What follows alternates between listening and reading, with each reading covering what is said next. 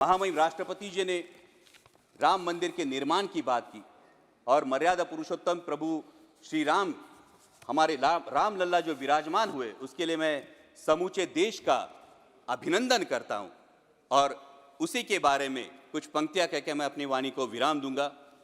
अध्यक्ष महोदय, जब राम लल्ला की प्राण प्रतिष्ठा की बात आई तो किसी ने कहा बिना कलश के प्राण प्रतिष्ठा कैसे होगी, किसी ने कहा बिना कलश के प्राण प्रतिष्ठा कैसे होगी, किसी ने कहा जब चुनाव ही प्राण हो तो सोचो कौन सी प्रतिष्ठा दांव पे लगी होगी।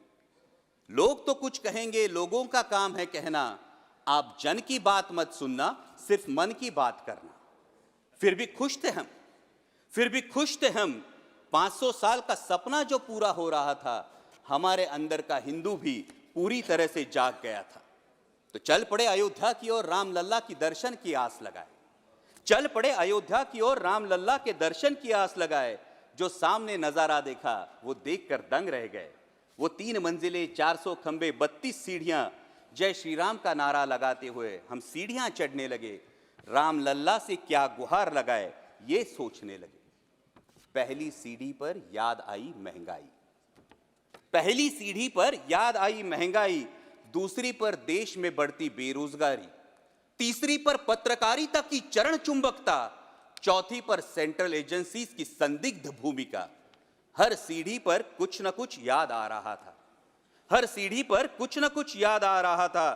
कहीं 15 लाख का जुमला, कहीं किसानों का आक्रोश था, कहीं महिला कुश्तीगिरों की वेदना थी, कहीं सालाना 2 करोड़ रोजगारों का वादा था, कहीं बढ़ती सांप्रदायिकता थी, तो कहीं चुनिंदा पूंजीपतियों पर मेहरबान हमारी सरकार का चेहरा था। इस वास्तविकता ने झंझोड़ने के बाद भी हम अंधभक्तों की तरह चलते गए। होश तो तब संभाला जब राम लल्ला के दर्शन हुए।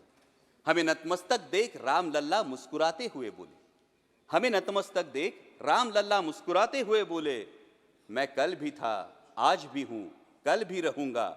जितना इस मंदिर में हूं उतना ही तुम्हारे मन में रहूंगा। लेकिन याद रखना हमेशा मैंने त्रेता युग में रामराज जलाया था, तुम कलियुग में जीते हो जहां संविधान ने गणराज जलाया है।